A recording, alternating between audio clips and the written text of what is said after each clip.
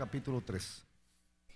Segunda de Corintios 7, el pasaje que estamos estudiando, hemos estado viendo que habla de toda esa situación en la cual los corintios están devolviendo por medio de Tito. Tú te acuerdas, si has estado en estos últimos días, un mensaje a Pablo. Pablo había escrito una carta, la carta había sido aparentemente pesada, les había planteado la verdad, algunos cambios que tenían que hacer porque estaban mal. Y entonces ellos habían hablado mal de Pablo. De hecho, segunda de Corintios, lo que estamos leyendo, muchos consideran que es la respuesta, la apología, la defensa de Pablo hacia todo lo que los corintios habían dicho de él. Entonces Pablo está preocupado porque la relación está rota. Como yo te decía la semana pasada, que tenemos que preocuparnos por no romper nuestras relaciones, por tender los puentes en algunas ocasiones para hacer que el ministerio funcione. Pablo entendía que cuando la relación no funciona, el ministerio no existe. La única manera de influenciar es cuando verdaderamente tienes una conexión al corazón de la otra persona. Yo te lo aplicaba la semana pasada. Yo decía, a veces los papás queremos tener influencia sobre los hijos, pero hemos roto la relación. A veces los líderes quieren tener influencia sobre aquellos que están bajo su responsabilidad espiritual, pero han roto la relación y eso no funciona. Y Pablo entiende esto. Entonces Pablo está esperando a Tito para ver qué le dice Tito. Y fíjate, lo que vamos a estudiar esta mañana realmente son dos versículos de 2 Corintios capítulo 7, que algunos los sacan un poco de contexto y los aplican únicamente a la parte teológica, que es posible. Pero yo quiero que lo veamos desde el ángulo de las relaciones. Algunas veces nos cuesta discernir, y eso es lo que Pablo va a hacer ahí, nos cuesta discernir si alguien se ha arrepentido genuinamente. ¿No te pasa a ti que tienes una discusión con alguien y entonces finalmente viene y te dice, no, mira, perdóname, te dice, ¿verdad? Y perdóname. Entonces uno dice, bueno, ¿será realmente que se ha arrepentido o no se ha arrepentido? O sea, ¿será de verdad que esta persona quiere cambiar o no quiere cambiar? Y es más complicado cuando esta persona con la que has tenido un conflicto repite esa actitud de una manera constante, ¿verdad? Y algunos aquí le dirían a su pareja, ¿verdad? Mira, no me digas perdóname, ¿verdad? Cambia mejor porque yo no te aguanto. O algunos tienen a un hijo que les ha dicho 200 veces, mire papá, perdónenme, ¿verdad? Mire mamá, perdónenme. Entonces, ¿cómo discernir si una persona realmente se ha arrepentido? Hay algunas evidencias bíblicas y yo creo que sí, te las voy a mostrar esta mañana. Pero quiero también ponerte en los zapatos de aquel que pide perdón. Porque a veces te equivocas, ¿sí o no? ¿Sí o no? O eres tú como cuando yo digo, ¿verdad? Yo una vez me equivoqué nada más antes. Fue una vez que yo dije que estaba equivocado y no estaba equivocado. Entonces me equivoqué. Mi equivocación fue decir que estaba equivocado, ¿verdad? Algunos así se sienten, ¿verdad? Así como, hey, yo no me equivoco. Todos nos equivocamos. De hecho, todos ofendemos. Si estás conmigo en Santiago capítulo 3, ese pasaje que te pedí que buscaras, porque no está aquí arriba en la pantalla, pero sí acá abajo dice, hermanos míos, no os hagáis maestros muchos de vosotros, sabiendo que recibiremos mayor condenación, porque, ¿qué dice ahí? Todos ofendemos, ¿cuántas veces? Muchas veces. Si eres parte de la raza humana, tú ofendes muchas veces. Y algunos son especialistas en ser humanos, ¿verdad? Algunos somos, pero muy ofensivos. De hecho, me dan ganas que mires a la persona que tienes a la par y le digas, ofensivo. Pero no lo hagas. Porque todos, sin excepción, tenemos esto. O sea, muchos ofendemos, o todos ofendemos muchas veces. Si alguno no ofende en palabra, este es varón perfecto, capaz también de refrenar todo el cuerpo. La mera verdad es que estamos en una situación donde todos ofendemos, todos sin excepción. Y uno tiene que preguntarse, ¿verdad? La persona esta cuando se disculpa, ¿está teniendo un episodio de remordimiento o hay un arrepentimiento genuino? No sé si te gustaría a ti en algún momento de la vida, cuando hablas con alguien como esto, tener un aparatito. Yo creo que antes de morir voy a inventar este aparatito y me voy a hacer millonario para las misiones, ¿verdad? Para que haya plata para las misiones. Yo creo que a todos nos gustaría tener un arrepentímetro, ¿verdad? Donde uno pudiera medir a la gente, ¿verdad? O sea, que tú le pusieras ahí en la presión arterial a alguien y vieras si está arrepentido o no, ¿verdad? Y uno pudiera decir, este de plano está arrepentido. O otro que dijera, no, mira, otra vez me estás dando la misma cantidad de heno, ¿verdad? O sea, no, ¿verdad? Eso de plano, eso no debe ser, eso no debe ser. Ojalá que tuviéramos este arrepentimiento, porque entonces podríamos ver si es arrepentimiento o remordimiento. Esta mañana quiero enseñarte dos realidades, fíjate, y realmente solo son 2 puntos porque estoy terminando el proceso que comenzamos la semana pasada. Si tú te arrepientes, fíjate, el arrepentimiento hace de ti siempre una mejor persona. Siempre. El arrepentimiento, como vas a ver en unos instantes, tiene unos rasgos y tiene unos resultados. Estos rasgos y resultados generan en ti un cambio en tu carácter. No solamente es, como siempre has escuchado, probablemente una forma diferente de pensar, ni solamente es un cambio en tus actitudes o en tus actividades. El arrepentimiento siempre hace de ti una mejor persona. El remordimiento no. El remordimiento siempre te destruye. El remordimiento, como vas a ver en unos instantes, lo que genera en ti es una serie de sensaciones, percepciones, sentimientos que destruyen lo que eres.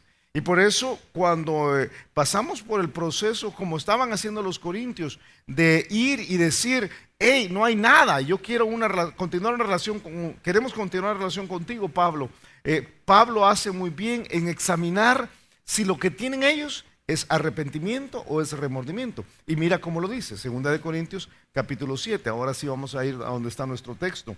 Dice en el versículo 9, para que tengas el contexto de lo que estudiamos la semana pasada, Pablo dice, ahora me gozo, no porque hayáis sido contristados, ¿te acuerdas? Había escrito esa carta que les había hecho sentir mal, dice, sino porque fuisteis contristados para cambiar, para arrepentimiento, porque habéis sido contristados según Dios, para que ninguna pérdida padecieses por nuestra parte. Porque la tristeza, y este es el pasaje que vamos a estudiar esta mañana, porque la tristeza que es según Dios, produce arrepentimiento para salvación, de que no hay que arrepentirse. Pero la tristeza del mundo produce muerte. Porque aquí esto mismo de que hayáis sido contristados según Dios, ¿qué solicitud produjo en vosotros? ¿Qué defensa? ¿Qué indignación? ¿Qué temor? ¿Qué ardiente afecto? ¿Qué celo? ¿Y qué vindicación? En todo os habéis mostrado limpios en el asunto. ¿Qué cambio, verdad? ¿Qué cambio más tremendo?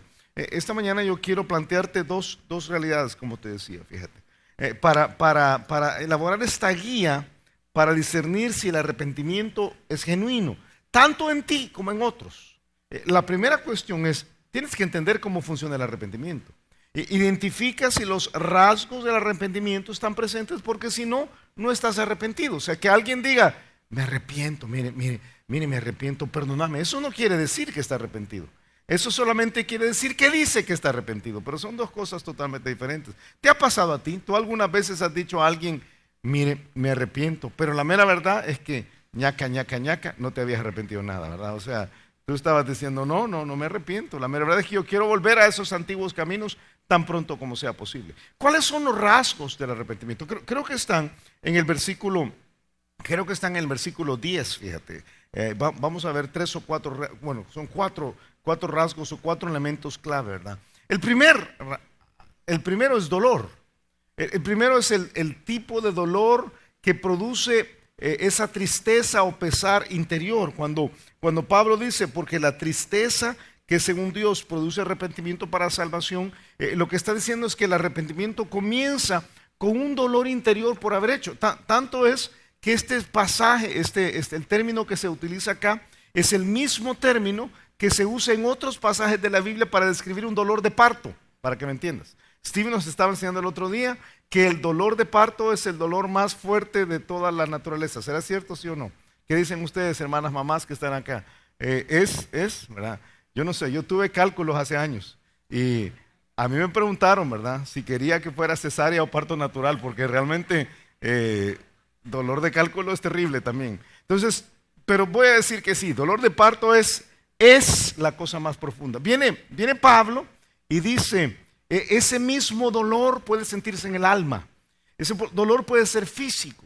Es el dolor que sucede cuando uno se da cuenta de que ha pecado y ha hecho algo que de plano no debía hacer. Y tú dices, me duele esto, me molesta esto. Hay un texto en Hebreos capítulo 12, versículo 11, que lo describe mejor. Dice, es verdad, dice que ninguna disciplina al presente para ser causa de gozo, sino, y habla de este pesar, de este dolor, de esta tristeza, pero después da fruto apacible de justicia a los que en ella han sido ejercitados. Cuando tú vas a decir me arrepiento, y cuando vas a pedir perdón y vas a restaurar una relación con otra persona y vas a decirle que no ha pasado nada, entonces tiene que haber dentro de ti esta sensación de que de plano lo que hiciste estaba mal.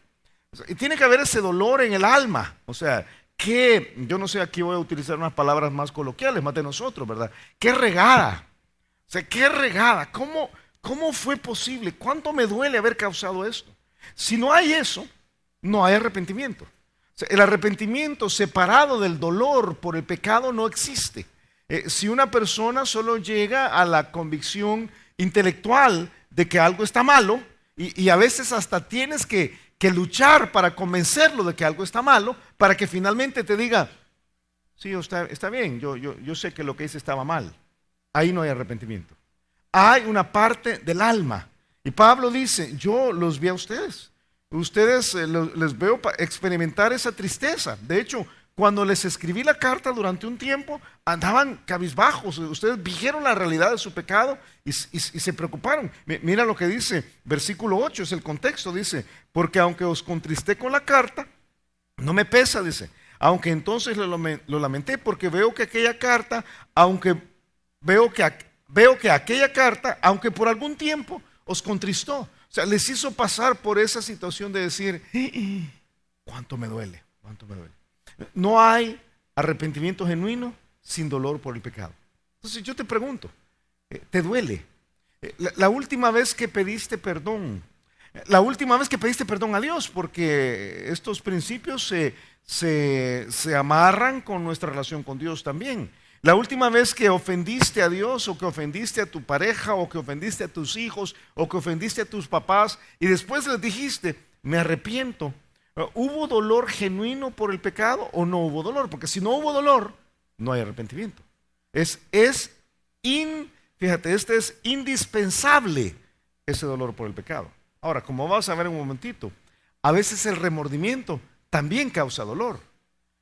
Por eso es donde algunas personas se confunden y creen que el dolor por el pecado es lo único que se necesita para el arrepentimiento, pero no es cierto.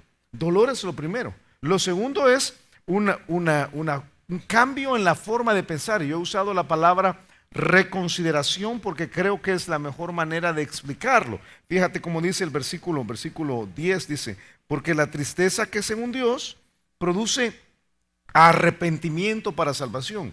Y déjame ir a un concepto que has escuchado en más de una ocasión. La palabra que se utiliza acá quiere decir un cambio de la manera de pensar, metanoia. Yo te he explicado en otras ocasiones que es un término militar, ¿verdad? Una persona va caminando en una dirección y entonces escucha esa expresión, media vuelta, se gira a 180 grados y comienza a ir en la dirección contraria. Pero no solamente es un cambio de las actividades, es un cambio en cómo tú piensas sobre aquello que hiciste al momento de ofender. Es un cambio aún de tus valores. Es llegar al punto de decir, yo estaba pensando de la forma equivocada cuando te dije eso. Yo estaba pensando de la manera equivocada cuando yo te hice eso. Yo estaba pensando de la manera equivocada cuando yo te sugerí tal cosa o yo practiqué tal cosa. Dice Dallas Willard, a mí me gusta esta definición. Él dice, el arrepentimiento no es golpear tu cabeza en el suelo, sentirte mal por tus pecados, nada más, no solo el dolor, ¿verdad? Es reconsiderar tu forma de pensar a fin de cambiar la forma en que has estado pensando y actuando. Entonces es cuando tú dices, ok, entonces yo estoy mal, yo reconozco que estoy mal. No hay arrepentimiento mientras no hay eso. Mientras tú no dices, yo reconozco que estoy mal. Y dice, nos arrepentimos, dice, cuando la verdad se abre. Nos arrepentimos a la luz del Evangelio de Jesús. La expresión aparece en 2 de Pedro capítulo 3 versículo 9. Dice Dios en este caso por medio de Pedro que el Señor no retarda su promesa, según algunos la tienen por tardanza, sino que es paciente para con nosotros, no queriendo que ninguno perezca, sino que todos procedan a un cambio de pensar en cuanto a la vida, a una manera de decir, a la conclusión donde uno llega al punto de decir, yo he estado equivocado. Esa manera de usar mi cuerpo que yo pensaba, donde yo pensaba que tenía derecho, estaba equivocado. Esa forma de tratarte, donde yo me sentía superior a ti, yo reconozco que estaba equivocado. Esa manera de hablar pesada y con malas palabras, donde yo me imponía sobre ti, yo ahora reconozco que estoy equivocado. Las vulgaridades en las cuales yo estaba viviendo, o el orgullo que estaba teniendo, algunas son externas y otras son internas, como te decía antes, estaba equivocado. Si no hay eso, si no hay dolor, y el dolor no te lleva al punto de decir, hey, yo estaba equivocado, no hay arrepentimiento. No hay arrepentimiento. Es tan fácil decir me arrepiento, pero arrepentimiento lleva un proceso, unos rasgos. Y uno de los rasgos es el reconocimiento que estás equivocado. Algunos aquí jamás lo dicen. O sea, algunos acá parece que vienen de Jalisco, ¿verdad? Y dicen, hey, nada que ver contra los mexicanos, ¿verdad? Pero tú sabes la fama de los que tienen los de Jalisco, ¿verdad? Jalisco no se rajan, ¿verdad? Y de ninguna manera no se echan para atrás. Y algunos aquí lo último que dirían en voz alta es, me equivoqué. Pero si no dices me equivoqué y no lo sientes en el corazón, no hay arrepentimiento. Por esa razón, fíjate, quien no pasa por esto, regresa a su pecado. Regresa a su pecado vez tras vez tras vez. Te enseñé ese pasaje de 2 de Pedro y ven conmigo a 2 de Pedro capítulo 3. Ven conmigo a 2 de Pedro 3. Déjame salirme un poquito del guión aquí. 2 de Pedro capítulo 3.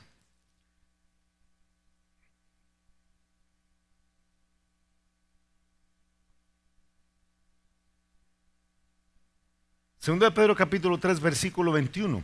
Mira cómo describe a un falso maestro que no se ha equivocado. Que no se ha arrepentido. Que dice que se ha arrepentido, pero que no se ha arrepentido. Segunda de Pedro capítulo 3 versículo 21 dice, porque mejor les hubiera sido no haber conocido el camino de la justicia, que después de haberlo conocido, volverse atrás del santo mandamiento que le fue dado.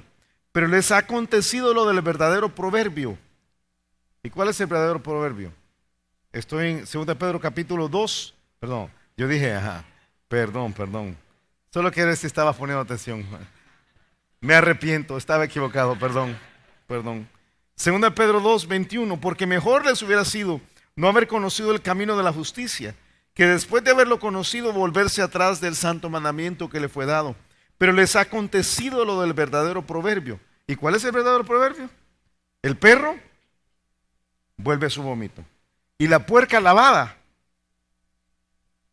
Qué expresión esa, ¿verdad? ¿Has visto los cerdos? Puedes ir a lavar al cerdo, pero en cuanto puede, se va a revolcar al lodo otra vez. Y se siente a su gusto. Yo te he dicho que a través de la vida he visto cerdos sonriendo en un lodazal. O sea, así, ¿eh? Pero ¿sabes por qué? Porque en el fondo el cerdo sigue pensando, esto me gusta, esto me cae bien, esto es lo mío. Si no hay ese cambio de la manera de pensar, no hay arrepentimiento genuino. Es una transformación, ¿sabes? Es doloroso, es humillante. Por eso muchos no lo hacen. Porque llegar delante de otra persona y decir, yo te he estado tratando mal y me equivoqué. O sea, yo soy el que ha estado mal. Es humillante. A algunos, nuestro orgullo no nos deja llegar a ese punto. Y dice Pablo, yo lo veo en ustedes. Ustedes pasaron por el dolor, pasaron por la reconsideración de la vida y entonces pasaron por el proceso donde querían una liberación o sanidad genuina de la relación entre nosotros. El verdadero arrepentimiento, fíjate, siempre persigue la restauración de la relación. Siempre, siempre. Segunda de Corintios capítulo 7, otra vez, donde está nuestro texto. Estamos viendo los elementos clave del arrepentimiento que están aquí, dice, versículo 10. Porque la tristeza que es según Dios produce arrepentimiento para salvación. Y aquí es donde yo te decía hace un rato que a veces el trozo es sacado del contexto y se ve solamente desde el punto de vista de la relación con Dios. Porque la mayor parte de nosotros, cuando oímos la palabra salvación, pensamos automáticamente en el cielo, ¿sí o no? ¿Verdad? Es el cielo y es la eternidad y son las calles la calle de oro, el mar de cristal, los ángeles, los cantos, la ciudad santa.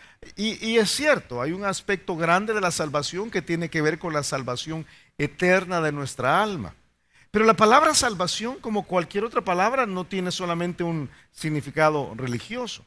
La palabra salvación, y si a ti te gusta el griego, es esa palabra donde viene nuestra teología, la soteriología, es la palabra soteria. La palabra salvación habla de la salud de algo. En algunas ocasiones Pablo dice, yo deseo para ustedes salud. También quiere decir liberación. Y dice, lo que el pasaje está diciendo es que el arrepentimiento produce la salud de la relación una vez más. La liberación de los conflictos por los cuales la relación se rompió. Dice, el propósito del arrepentimiento es buscar esto. Ahora, por supuesto, cuando se trata de la relación con Dios, lo que produce es la salud de la relación y produce la liberación de los conflictos que teníamos con Dios, y esto termina en la salvación de nuestra alma. Pero aquí entre nosotros necesitamos buscar la salvación, ahora déjame usar esa palabra, o la salud o la liberación de nuestras relaciones. Honestamente, en una congregación de este tamaño, estoy seguro que hay algunas personas que vinieron hoy en la mañana que tienen relaciones muy insanas.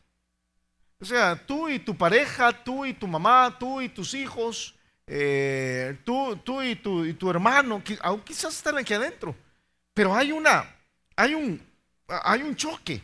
Y en alguna ocasión quizás has dicho, mire, perdón, pero no, realmente no estás buscando reparar la relación con la otra persona. El arrepentimiento genuino persigue esa restauración, va en busca de esa restauración, quiere que aquel conflicto que había cese. O sea, hay ese deseo, es decir, qué regada lo que yo hice, yo estoy equivocado, yo soy el que estoy equivocado, ahora voy a buscar cómo reparar la relación con esta persona que ofendí.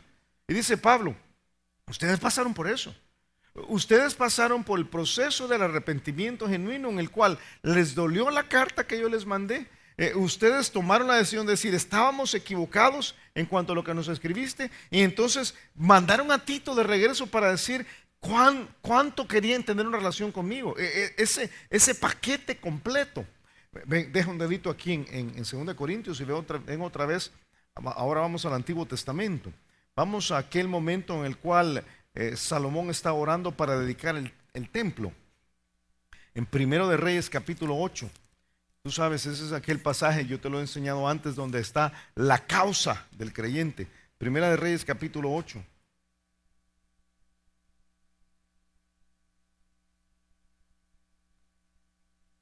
Versículo 46. Y déjame plantear cuál debe ser esa relación, esa disposición de arrepentimiento que tiene que haber en el corazón del alma. Es decir, yo quiero tener una relación contigo. Por cierto, paréntesis, aunque yo sé que estamos aplicando las relaciones personales, pero es lo mismo con Dios. Es lo mismo con Dios. Alguien que se convierte, entre comillas, se arrepiente, y después no quiere tener ninguna relación con Dios, no se ha arrepentido. Eso no tiene ningún sentido. O sea, alguien que se convierte, que se arrepiente de sus pecados, una de las cosas que va a producir este arrepentimiento es el deseo de tener una relación con Él. Si tú me dices, yo me arrepiento de mis pecados y quiero pedirle a Dios que me salve, y quieres tener una relación con Él todos los días, no. Pero Él quiere mandarte en tu vida, sí, pero no, yo no quiero, no me interesa. Eso no es arrepentimiento. Una pareja que se arrepiente y le dice a su esposo, a su esposa, mira, yo me arrepiento, perdóname, me duele esto que hice, yo estaba equivocado. Ok, arreglemos las cosas. Pues no. Yo solo quiero pedirte perdón, pero que te vaya bien, ¿verdad? Si te vi no te conozco, ahí me dejas mi apellido, por favor, ¿verdad? Eso no tiene ningún sentido. Primero Reyes capítulo 8 dice, versículo 46, es Salomón orando, dice, si pecaren contra ti, porque no hay hombre que no peque, y estuvieres airado contra ellos y los entregares delante del enemigo para que los cautive y lleve a tierra enemiga, sea lejos o cerca, y ellos volvieren en sí en la tierra donde fueren cautivos, fíjate, les amanece que algo estaba malo, si se convirtieren y oraren a ti en la tierra que los cautivaron y dijeren, pecamos, hemos hecho lo malo, hemos cometido impiedad. Aquí está el arrepentimiento. Nosotros nos equivocamos. Y si se convirtieren a ti de todo su corazón y de toda su alma en la tierra de sus enemigos, que los hubieran llevado cautivos y oraran a ti con el rostro hacia su tierra que diste a sus padres y hacia la ciudad que tú elegiste y la casa que yo he edificado tu nombre, tú oirás en los cielos, en el lugar de tu morada, su oración y su súplica, y les harás justicia y perdonarás a tu pueblo que había pecado contra ti y todas sus infracciones con que se hayan rebelado contra ti, y harás que tengan de ellos misericordia los que los hubieran llevado cautivos. Dice, ahí está la restauración de la relación. Cuando una persona dice, de plano, me equivoqué y voy a buscar que esto que nos desunía sea eliminado. Yo quiero tener una buena relación contigo. Si no hay esto, no hay arrepentimiento. Hay arrepentimiento cuando hay dolor, cuando hay reconciliación, cuando hay liberación. ¿Y sabes cuál es la cuarta cosa? Está allá en 2 Corintios capítulo 7. Y yo no sé, algunos están diciendo, pues yo tengo 2 de 3. Aquí no hay 2 de 3, aquí tienen que ser 4 de 4. El arrepentimiento genuino tiene los 4 elementos. Tiene el dolor por el pecado, tiene la reconsideración en cuanto a la forma de pensar, es reconocer que no está mal, el deseo de restaurar la relación con la otra persona, pero sabes que tiene un elemento más. Una vez que uno se arrepiente, no cambia ese arrepentimiento. Dice 2 Corintios 7:10, dice versículo 10, porque la tristeza que es según Dios produce arrepentimiento para salvación. ¿De qué dice? ¿De qué dice? De que no hay que arrepentirse. Ahora, fíjate, suena como un trabalengua, ¿verdad? Pero curioso que cuando Pablo lo escribió, arrepentimiento y arrepentirse son 2 palabras totalmente diferentes. La primera palabra, la palabra en griego, habla precisamente de ese cambio de mente, metanoia. Pero cuando habla de no arrepentirse, utiliza un término que quiere decir no le duele a uno, no hay remordimiento. O sea, en otras palabras, nunca dices, ¿para qué le pedí perdón? O sea, es esa convicción de que la decisión que he tomado produce paz en el alma. Por eso te decía hace un rato, el arrepentimiento genuino, el arrepentimiento te hace una mejor persona. Te hace una persona que ve las cosas con más claridad, que tiene mejor relación con otras personas y que vive en paz. O sea, el arrepentimiento genuino es aquello de decir, yo pedí perdón y me siento tranquilo, ¿verdad? El arrepentimiento genuino no va a hacer que tú estés constantemente teniendo segundos pensamientos. Hey, no le hubiera dicho nada, mejor así deberíamos seguir. Ni te vuelves a enojar con la persona. ¿Conoces parejas, sobre todo parejas que piden perdón y al día siguiente uno de los dos está, ¿qué le pasa a este, verdad? Ay, estás loco, o estás loca, ¿verdad? Si ya arreglamos anoche, sí, pero ya lo pensé bien, ¿verdad? Me caes mal de todas maneras. Ahí no hay arrepentimiento genuino. En el arrepentimiento genuino, una vez que se da la restauración, hey, el asunto se arregló. Pero cuando el arrepentimiento no es genuino, sino que viene del mundo, esa es la expresión que utiliza ahí, versículo 10, dice, pero la tristeza del mundo produce muerte. Ahora, fíjate qué curioso. Hay tristeza en arrepentimiento y hay tristeza en remordimiento. Por eso algunas personas creen que se han arrepentido porque se sienten mal por lo que hicieron. Pero no es cierto. ¿Por qué se llama la tristeza que viene del mundo? Yo creo que es porque todo esto tiene que ver con una cuestión de afectos. En Santiago capítulo 4 dice: oh almas adúlteras, ¿no sabéis que la amistad del mundo es enemistad contra Dios? O sea, es decir, yo prefiero tener mis afectos no con la persona con la que estoy arreglando, en este caso Dios, sino que con el contrario. Cualquiera pues que quiera ser amigo del mundo se constituye enemigo de Dios. En el arrepentimiento, en el remordimiento, en la tristeza del mundo, hay tristeza, pero solamente eso. ¿Sabes? Uno lo ve en varias ocasiones en la Biblia. Uno lo ve en Hebreos capítulo 12, versículo 17, cuando se habla de Esaú. Esaú vendió la primogenitura y después dice: yo no debí de haber sido tan carnal. Y dice que a él le dolió, pero solamente le dolió. Dice versículo 17 de Hebreos 12: ya sabéis que aún después, deseando heredar la bendición, fue desechado y no hubo oportunidad para el arrepentimiento, aunque la procuró con lágrimas. O sea, lágrimas no quiere decir nada del arrepentimiento. Lágrimas es dolor nada más.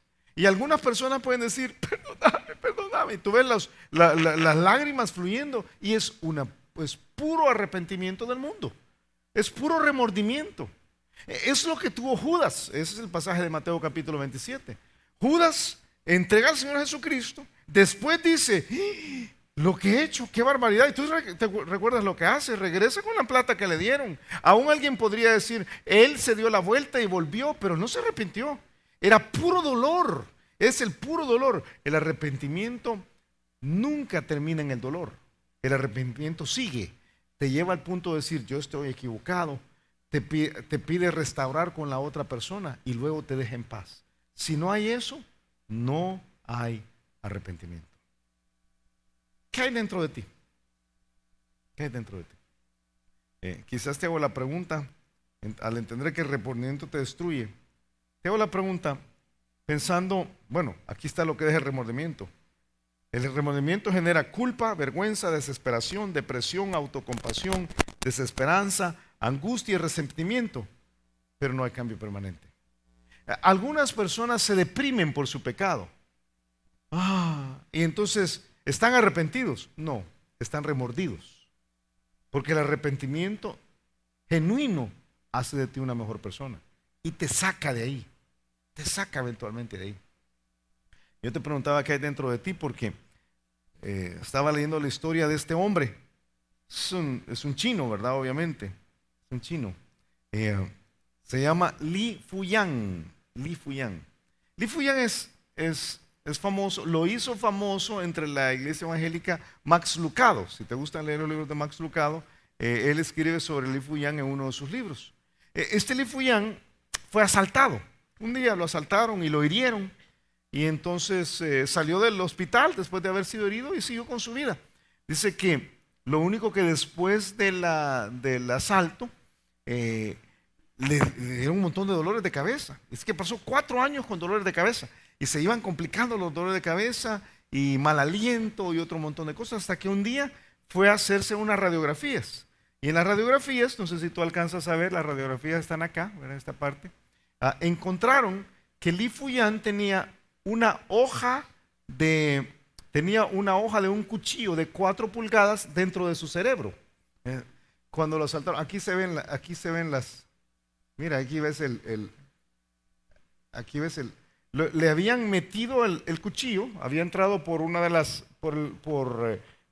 costados del cuello, la hoja se había alojado dentro del cerebro, se había cerrado cuando lo llevaron a emergencias y nadie le hizo una radiografía. Entonces él vivió con un cuchillo quebrado dentro de él durante 4 años, de una hoja de 4, un cuchillo. Te puedes imaginar lo que es eso, ¿verdad? Entonces por eso los dolores de cabeza. Yo dije, debe haber sido un dolor punzante, pensé yo, porque realmente, qué tremendo eso. Yo creo que tengo ahí las, ahí están un poquito más grandes, ¿verdad? Ahí ves las. Pero Max Lucado hace una pregunta. Max Lucado dice, bueno, ¿qué hallarían en nosotros al hacer una radiografía del alma? Y eso es una buena pregunta. ¿Hallarían un corazón arrepentido o hallarían un corazón remordido? O sea, volvemos a lo mismo. Ojalá que tuviéramos un arrepentímetro o una máquina de rayos X para ver el alma de una persona y decir, hey, ¿qué hay dentro de ti? Porque alguien puede decir, yo lloro por esto que hice, qué barbaridad, yo pido perdón, yo digo que me he arrepentido. Pero si no hay estos elementos, si no hay el dolor en el alma y además hay el cambio de forma de pensar y decir, yo estaba equivocado de plano, y entonces la búsqueda de la restauración y la paz porque esto ha pasado, no hay arrepentimiento. El arrepentimiento tiene rasgos claros y el versículo siguiente nos va a decir que tiene resultados claros. Mira, venga. Así que si ves a alguien con dolor de cabeza, pregunta, ¿no tendrás un cuchillo dentro de la cabeza, verdad? 2 Corintios 7:11. Identifica también si están los resultados del arrepentimiento. Según Pablo, van a haber 7 resultados obvios del arrepentimiento. Dice versículo 11. Versículo 11, porque aquí dice, esto mismo de que hayáis sido contristados según Dios, o sea, él sigue con las conclusiones de lo que hizo, ¿verdad? Y clave aquí es quizás te lo digo para ti, que luchas con una persona que no se arrepiente. Te pasa, ¿verdad? Te pasa. O sea, entonces mire Julio, a veces llega alguien a mi oficina, mire, yo ya hice todo lo posible, ya le expliqué. Y qué bueno. Pero tú tienes que entender que el que produce el arrepentimiento genuino es Dios. O sea, no sos tú y todos tus argumentos. Te lo he dicho en algunas ocasiones, que cuando yo estoy testificándole a alguien y la persona no me entiende, y yo se lo he dicho claro, ¿verdad? Yo le he hablado del evangelio claro, a veces, aquí habla Julio Contreras, me dan ganas de agarrarlo por el buche y pegarle unos tres bibliazos, ¿verdad? Decirle, entendé. Pero ¿sabes por qué no lo hago? Porque el arrepentimiento no lo produzco yo. Aunque ganas no me ha faltado, te voy a ser honesto. A veces cuando estoy hablando con alguien que ha cometido un error y yo estoy abriendo la Biblia para confrontarlo con la Escritura y la persona no quiere arrepentirse, ese, como ya es cristiano, me dan ganas de agarrarlo del cuello y pegarle 10 bibliazos, ¿verdad? Porque ese ya debería entender, pero no entiende. Pero ¿sabes qué? El arrepentimiento no lo produzco yo. El arrepentimiento no lo produce ninguna cantidad de pelea que tú tengas. Ahí es donde nos quedamos cortos. Algunos de nosotros pensamos que si yo peleo mucho, eventualmente la otra persona se va a arrepentir. O sea, si yo puyo y le digo, lo hostigo, la hostigo, ¿verdad? Le hago ver de 30 maneras, compro unas vallas publicitarias, ¿verdad? Y cuando él va pasando por ahí dice, arrepiéntete. Uno cree que la persona se va a arrepentir. No funciona así. El arrepentimiento tiene que ser, como dice aquí el versículo 10, porque la tristeza que es, ¿qué dice? Tiene que ser Dios. Tiene que ser Dios. El arrepentimiento genuino solo sucede cuando Dios se mete en la vida de una persona. No antes. No antes.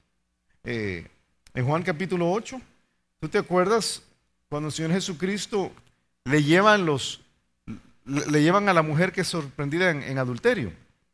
Yo te he dicho en otras ocasiones, ¿por qué no llevaron al hombre, verdad? Solo a la mujer. Porque para que hubiera adulterio tenía que haber hombre y mujer, ¿verdad? Según me han dicho a mí, ¿verdad? O sea, tiene que haber, pero se lo llevan solamente a la mujer. Entonces vienen ellos y lo que quieren es apedrearla. Y tú recuerdas, al oír a Jesús dijo básicamente, el que esté libre de pecado. Todos saben esa frase. Pero es Dios hablándoles. Entonces dice, al oír esto, acusados por su conciencia, salían uno a uno, comenzando de lo más viejo hasta los postreros, y quedó solo Jesús y la mujer que estaba en medio. Según Dios los puso contra la espada y la pared. Pedro se va a pescar, se ha alejado de Dios completamente. En la parte final del Evangelio de Juan, allí está Pedro, se ha dedicado a la pesca ahora, se le aparece Jesucristo Y Jesucristo se le acerca y le dice en Juan capítulo 21, versículo 19, le dijo la tercera vez: Simón, hijo de Jonás, ¿me amas? ¿Y te acuerdas qué pasa con Pedro? Pedro, a Pedro le pasó dos veces. Si vas a Lucas 22 y no tienes que hacerlo, Pedro negó a Jesús. Jesús se le quedó viendo. Y Pedro dice que Pedro se entristeció.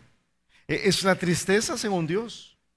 Dice, se entristeció de que le dijese la tercera vez: ¿me amas? Y le respondió: Señor, tú lo sabes todo. Tú sabes que te amo. Y Jesús le dijo: apacienta mis ovejas. Es Dios. Ahora le llamamos la convicción del Espíritu Santo. Eso es lo que necesitamos. Necesitamos un toque del Espíritu Santo. Es el Espíritu Santo que te acusa y te dice: estás mal. No es ninguna cantidad de discusión. Yo te pido esto porque algunas veces como creyentes somos tan ingenuos. Pensamos, él no se quiere arrepentir, ella no se quiere arrepentir. Entonces, si yo le hago la vida imposible, se va a arrepentir. No. Dios tiene que tocar. Y te voy a decir, algunas veces Dios toca duro. Dios toca duro. A veces toca la piel. A veces toca el cuerpo. A veces toca el alma. A menudo Dios toca el orgullo. ¿Sabes que así funciona? Viene Jacob, está luchando con Dios. Y te acuerdas que Jacob no quiere dejar ir al ángel de Jehová. Y viene el ángel de Jehová y le toca donde más duele. Le descoyunta la cadera. Y dice que el resto de la vida, cuando veías a Jacob, lo veías cojear. Porque le tocó donde realmente dolía. A veces Dios así funciona. Dios te toca donde más duele. Y estás en una situación donde no te quieres arrepentir. Y Dios dice: tienes que arrepentirte. No quiero, que te voy a tocar donde más duele. Y toca el orgullo. Toca el trabajo. Toca la salud. Toca la belleza. Y entonces la persona tiene que decir: ok, me arrepiento. Es un toque de Dios. Pero fíjate, en ese toque de Dios podemos ver que hay un arrepentímetro. Porque viene Pablo y dice aquí, nos da aquí 7 áreas. Y yo voy a pasar rápido por las 7 áreas porque aunque son importantes, nos podría tomar realmente 1 hora cada una de estas áreas. Y yo no quiero tomar tanto tiempo, obviamente, ¿verdad? Dice el versículo 11: porque aquí esto mismo de que hayáis sido contristados según Dios. Y aquí viene el arrepentímetro. El arrepentímetro da 7 áreas. Y básicamente vamos a ver que el que se arrepiente cambia. Dice, ¿qué solicitud? Y por favor, mira los que tienen tilde. El que tiene tilde es una expresión de aclamación. Tú sabes, así le está diciendo: ¡wow! ¡Qué bárbaros! Y como diríamos en castellano, buen castellano salvadoreño del 2015, ¡qué brutos! ¿verdad? Eso es lo que está diciendo. ¡Qué tremendo lo que está pasando! ¿Qué solicitud produjo en vosotros? ¿Qué defensa?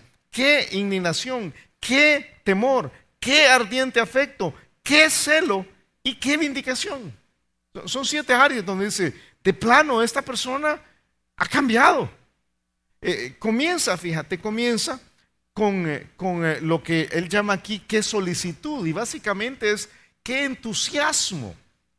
Una persona que se ha arrepentido no está deprimida, sino que tiene el deseo ferviente de buscar ese cambio del cual yo te decía hace un rato.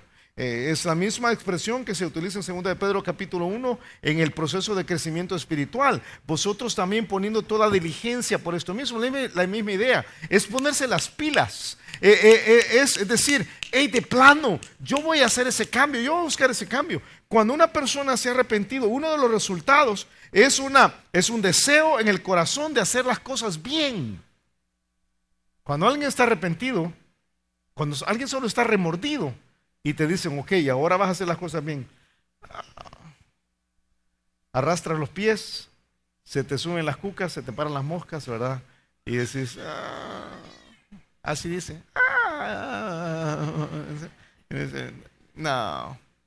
no quiero.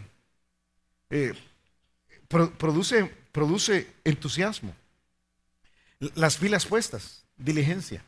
Produce, fíjate, no solamente entusiasmo, produce el reconocimiento de la culpa delante de otros. Admisión de la culpa. Utilizo una palabra aquí, la palabra defensa, esa palabra apología. Apología, de ahí viene la expresión disculparse con otra persona. Es no avergonzarse delante de los demás de lo que has hecho, es no tapar eso, sino que a veces decir, sí, yo lo hice. Yo he maltratado a mi esposa todos estos años y yo lo reconozco, yo voy a hacer un cambio de plano. No es aminorar tu falta, no es defender tu orgullo, es más bien defender el hecho que estás cambiando. Es decir, de plano, ¿verdad? Yo reconozco que la culpa ha sido mía y entonces claramente voy a decirlo a las otras personas. Ese es uno de los resultados del arrepentimiento genuino. Luego dice, no solamente admisión, luego dice, qué indignación.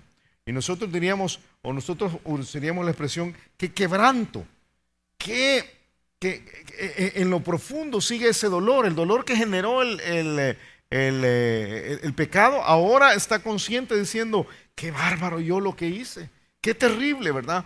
Dice Salmos 34, 18, que cercano está Jehová a los quebrantados de corazón y salva a los contritos de espíritu. Dice también que temor, por supuesto hablando del temor a Dios. Ahora reconozco que lo que hice fue porque no estaba viendo a Dios delante de mí, pero ese temor ahora está presente. ¿Sabes tú que el temor a Dios, el temor de Dios es la cosa que hace que las relaciones funcionen? Cuando no hay temor de Dios, entonces uno puede poner la bota al que sea, pero por eso en las relaciones entre matrimonio dice, someteos unos a otros en el temor de Dios. Esa es la clave. Entonces ahora dice Pablo, uno de los resultados del arrepentimiento es mantener la presencia de Dios delante de ti. Y qué temor, no solamente qué temor, qué cariño por los demás. Y a mí me gusta la expresión aquí porque dice, qué ardiente afecto, qué ardiente afecto. Habla de desear a las otras personas para tener una relación con ellos. Tú quieres estar con aquella que ofendiste, ¿verdad? Dios me es testigo, dice en Filipenses Pablo, de cómo os amo o de cuál ardiente afecto tengo a todos vosotros con el entrañable amor de Jesucristo. Es sentimientos. Ahora no quieres dañar a la otra persona. Ahora de plano tú dices, yo quiero hacer las cosas de la mejor forma, correcta. De hecho, por eso viene la siguiente palabra, es celo, no celos, celo. ¿Sabes? A mí me gusta lo que alguien dijo. Celo es amar tanto a algo o a alguien que detestas cualquier cosa que podría dañar a este algo o a alguien. Piénsalo. ¿Tú conoces gente que es celosa de las cosas? ¿Conoces gente que es celosa de las cosas? O sea, por ejemplo, tienen su carro y no se lo prestan a nadie. Y no quieren que alguien se siente en el... ¿Tú conoces gente que es así, verdad? Que tienen hasta una alarma, ¿verdad? De que si alguien alarma de proximidad, ¿verdad? Y que si alguien se le acerca, casi que la alarma dice, váyase o lo mato, ¿verdad? O sea, y que si alguien les rayara el carro, es como, no me vayas a rayar el mío, por favor, que no me gusta, pero hay algunos que no, o sea, qué terrible, es por el celo. El celo hace que detestes aquello que daña lo que amas. Y dice Pablo, ustedes ahora tienen celo por mí. Ahora si alguien me dañara, se molestarían. Y por eso se molestan con ustedes mismos. Porque ¿cómo fue que yo pude dañar a la persona? Es esa expresión que se da del Señor Jesucristo cuando ve que tienen el templo, lo han convertido en un mercado. Y entonces dice en Juan 2:17 que se acordaron sus discípulos cuando Jesús está limpiando el templo, que estaba escrito, el celo de tu casa me consume. Dice Pablo, esto es un resultado del arrepentimiento, celo. Y finalmente dice, la última es venganza. Realmente yo puse ahí la palabra justicia porque venganza no me gustó. En el versículo 11 al final cuando dice, ¿y qué vindicación? ¿Sabes qué es? ¿Sabes qué es? La persona que se ha arrepentido ahora reconoce que eso que hizo merece castigo. A veces tiene que pagar él el castigo. A veces tiene que pagar otro el castigo. Te voy a dar un secreto en la vida. Cuando alguien tiene la cola pateada, eso no está en Proverbios, pero lo he visto en la vida. Cuando alguien tiene la cola pateada, perdona todo porque tiene la cola pateada. Yo recuerdo hace muchos años, teníamos un estudio de hombres aquí en la iglesia. Y entonces estábamos reunidos en la casa de un hermano, comenzando la iglesia. Y alguien dice: hermano, yo quiero decirles que acabo de llegar a la iglesia. Bienvenido para mí. Dice: y yo quiero decir que la mujer con la que llego no es mi esposa. Y entonces alguien le dice: bueno, hermano, pero tienen que casarse, nada más, no hay problema. No, dice, es que es mi amante. Y entonces todos se quedaron callados. O sea, de repente él le dice así en voz alta, y sale un hermano y le dice: no se preocupe, hermano, ahora todos somos así, no se preocupe. Yo le dije: no, tenemos que hablar, ¿verdad? Tenemos que hablar. Resultó que la persona que estaba confesando tenía un problema y la persona que estaba perdonando tenía un problema también. Entonces nos dice: ¿verdad? Claro, por supuesto. Pero cuando uno dice: yo me arrepiento, yo me equivoqué, no podemos dejar pasar eso. Eso no está bien, yo solía hacerlo, eso no está bien. Alguien tiene que vengarlo, alguien tiene que castigarlo. ¿Sabes que la palabra mía es la venganza? Romanos capítulo 12, es la misma palabra. Alguien tiene que llevar ese castigo. Entusiasmo, admisión, quebranto, temor, amor, celo, justicia. Hay esos rasgos, hay esos resultados. Dice Pablo de ellos, versículo 11: en todo os habéis mostrado limpios en el asunto. ¿Dirían eso de ti? De plano, me arrepiento. La próxima vez que uses esa expresión, piénsalo. Yo me arrepiento. Me arrepiento y con ganas estoy dispuesto a admitir que este dolor que tengo en el corazón por no haber tomado en cuenta a Dios, que rompió mi relación contigo, estaba mal. Y estoy dispuesto a cambiar. El arrepentimiento, fíjate, siempre te hace una mejor persona. Esto pasa a todo nivel. Yo iba a contarte una historia de mi familia, pero no lo voy a hacer. No tengo el tiempo. Pero solo déjame decirte que eso pasa a todo nivel. Pasa entre padres e hijos. Pasa entre esposos y esposas. Una disculpa es una expresión de remordimiento. La próxima vez que digas discúlpame, esa es una expresión de remordimiento. Es decir, lo siento. Pero una confesión es la admisión de una falta. Lo siento porque lo que hice está mal. Yo pequé. Voy a cambiar. Si no hay esto, no hay arrepentimiento. El arrepentimiento hace de ti una mejor persona. El remordimiento te destruye. Vamos a orar. Te pido que agaches tu cabeza, cierres tus ojos y César nos va a despedir. Deja que Dios te lleve por este proceso de abrir los ojos y arrepentirte. En algunos casos tiene que haber un arrepentimiento genuino, completo. Te agradecemos, Señor, por tu palabra. Gracias por hablarnos una vez más. Gracias por esta carta que fue enviada a esta iglesia, Señor. Si después de lo que has escuchado durante la última hora estás dispuesto a entregarle tu corazón a Jesucristo, estás listo para abandonar lo que has sido hasta este momento y le dices al Señor: aquí está mi vida, yo quiero la vida plena, yo quiero la vida completa que tú tienes para mí y quiero la salvación al morir. Entonces, entrégale tu corazón a Él y hazlo por medio de una oración. Así que, ¿por qué no oramos? Bueno, y tú puedes repetir esta oración conmigo. Vamos a orar y repite estas palabras al Señor si quieres recibir a Jesucristo. Oremos. Padre, gracias por tu amor y gracias por tu salvación. En este momento me doy cuenta que soy pecador y que no puedo salvarme a mí mismo. Me arrepiento de todos mis pecados y te abro la puerta de mi corazón. Entra, Jesús, Sálvame, cámbiame, pues yo me entrego a ti. Gracias por oír mi oración y gracias por salvarme. En el nombre de Jesucristo te lo pido. Amén. Si te gustó el mensaje, queremos aprovechar para invitarte a nuestra iglesia. Aquí puedes aprender más acerca de Dios, más acerca de los planes que tiene para ti también. Así que ven a la iglesia donde puedes aprender más acerca de la Biblia. Será para nosotros un placer recibirte en el campus Miralvalle, en Crown Plaza, en Lourdes o en Apopa. Y si vienes porque has visto una de estos videos, y yo te pido que te presentes con nosotros, que nos busques a cualquiera de los dos al final de los cultos, y con mucho gusto te vamos a recibir. Que Dios te bendiga. God is